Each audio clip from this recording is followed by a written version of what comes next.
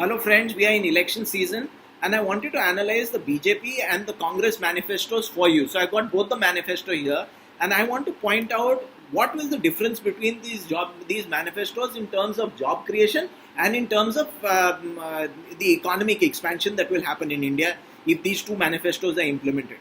Let me first start with the Congress manifesto. There are two things in it. The Congress 20 lakh jobs that are vacancies within the government that they want to fill. The government haven't filled and they will fill it.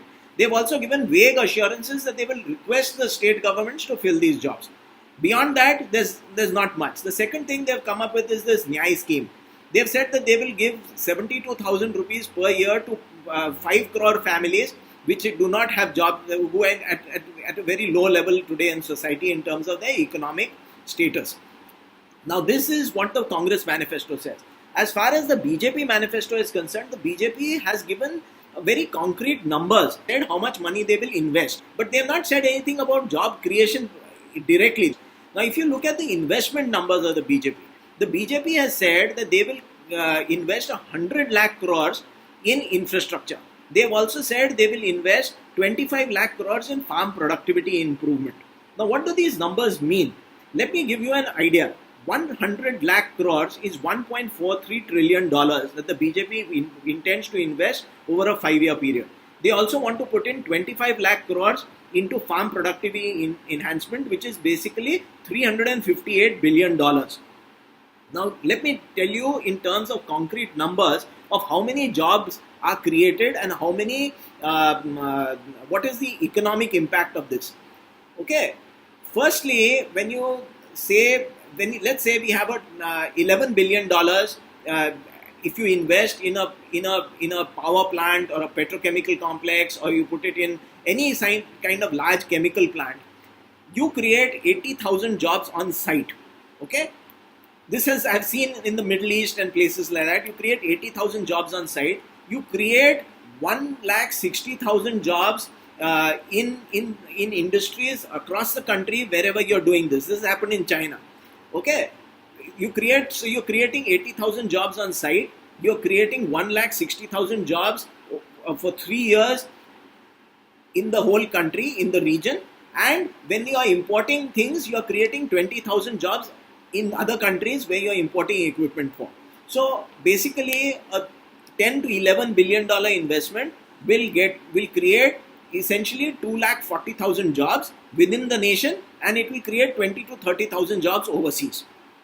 If you look at what is done when you invest $1.43 trillion, that's 100 lakh crores in infrastructure, it will create essentially between 31 million jobs if all that money is invested in very high capex oriented industries.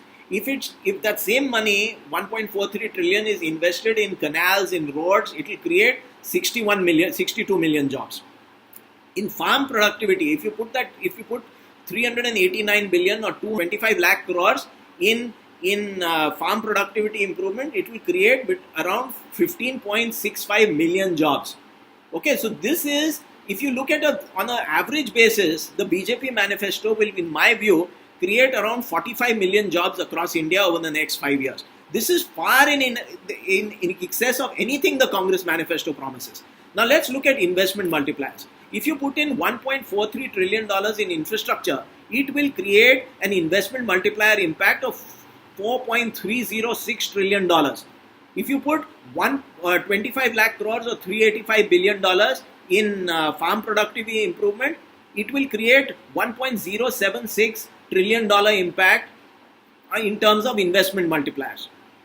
So overall, it will create around $5.6 trillion of investment multiplier impact in the Indian economy over the next 5-6 years, and we will see this huge increase in Indian economic activity if the BJP manifesto is implemented and the BJP comes to power. Now let me talk about what was the situation in India before the Narendra Modi government came to power. Let me tell you what is happening in the banking system. Over the last Modi came to power, 83% of the loans in the banking system had gone delinquent. He didn't speak about it. This government didn't speak about it.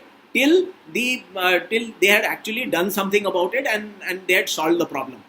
To give you an idea of how many loans had been given in the banking system between the 1970s and 2004, the total number of loans given away in the banking system in India was around in the range of 18 lakh crores. Okay, but between 2004 and 2014, the amount of loans given away in the Indian banking system was around 54 lakh crores, which is 3 times the amount. So literally, the banking system was looted in the country, and when this NDA government came to power, there was no money in the system. So as there was no money in the system, no jobs could be created. In spite of that, this government, the BJP government, actually delivered. The BJP and the NDA government have created some jobs. They have given away money in mudra schemes. They have created a lot of entrepreneurship in the country, and a lot of things have happened. Now that the entire thing has been, the system has got cleaned up to a large extent. Just imagine what will happen if they spend this 100 lakh crores. It is going to be a massive improvement in the economy of the country. Compared to the massive amount of job creation that is promised in the BJP manifesto, the Congress just proposes to fill up 20 lakh vacancies in government jobs, and they promise to give 72,000 rupees per year to 5 crore poor families, and they don't even have a financing plan for that. Okay, so all the money that has been saved up in the banking system over the last 5 years by cleaning up the banking system, the Congress party just wants to squander that money. So they don't have any plan to create capital or anything. It will actually weaken India if the Congress manifesto is implemented. So I would really encourage you to look at the economic impacts and only then vote for whichever government you want to vote for and whichever party you want to vote for.